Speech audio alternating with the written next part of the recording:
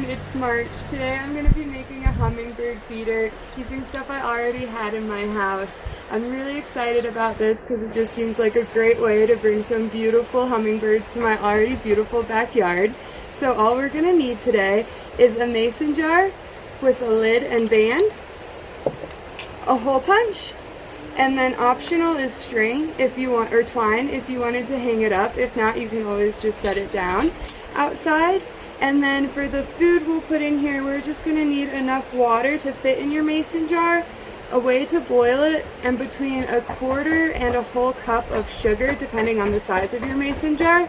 But we'll get more into that after we make it, so let's go ahead and get started. The first thing that we're going to do is use our hole punch to punch holes in the lid of the mason jar. As you can see, it can be a little difficult. The lid will get a little stuck on the hole punch, but just go ahead and maneuver that so that it comes free. And I went ahead and punched 4 holes in my lid, but the number is completely up to you guys.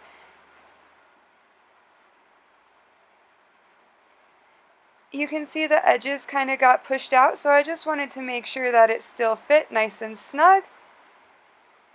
And we are looking good.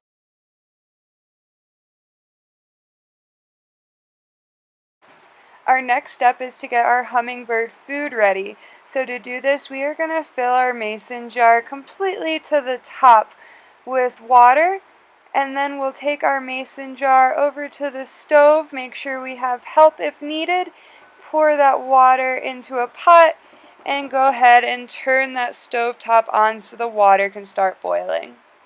While we wait for the water to start boiling, it's a perfect time to figure out how much sugar we need. The ratio of water to sugar is always 4:1, and you can use the chart to help you figure out exactly what you need. So my mason jar held 2 cups of water, so I will be using a ½ cup of sugar. My water's boiling, so I'm pouring my sugar into a measuring cup and pouring the sugar into the boiling water. We'll go ahead and mix the sugar until it is completely dissolved in the water, and then we're just going to go ahead and let it cool. While we wait for the hummingbird food to cool, we can go ahead and add that string to turn our hummingbird feeder into a hanging hummingbird feeder if you so choose to do so. The length of your string is going to depend on the size of your mason jar and where you plan on hanging it. So I went ahead and wrapped my string around the mason jar one time, and I tied a knot, and then I'm going to tie another knot to make sure that it's nice and secure. When I brought my string around the mason jar for the first time, I made sure to leave it a little bit loose because I want to be able to go in and add the 2 knots to the other side as well. So it is a little difficult to get the string through because you do want it pretty tight. But once you get it through, go ahead and tie 2 knots on that side.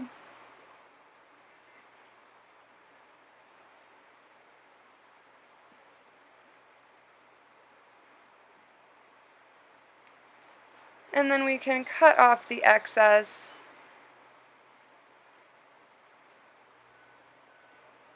And we have now added our strap.